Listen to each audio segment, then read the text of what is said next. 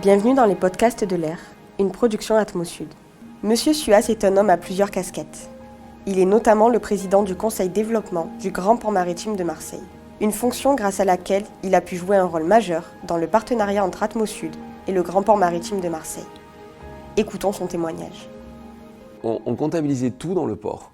C'est-à-dire le nombre de passagers qui rentrent, la moindre tonne de combustible qui va nous servir dans nos voitures ou ailleurs, le vrac, les conteneurs. Et on ne comptabilisait pas quelque chose qui, à mon avis, devenait essentiel dans les années 2010, c'est-à-dire les externalités négatives. Et entre autres, évidemment, la pollution atmosphérique.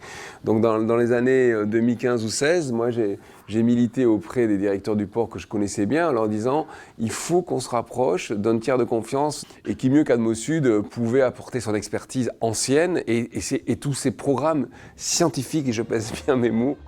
Président du club croisière Marseille-Provence, M. Suas a engagé l'association dans une convention d'échange de données avec Atmosud. Le club croisière est aussi signataire de la charte croisière durable Méditerranée. Elle est signée aujourd'hui avec plus de 15 opérateurs de croisière. 97 ou 98% de nos escales sont couverts par la charte. Donc de gens qui se sont engagés.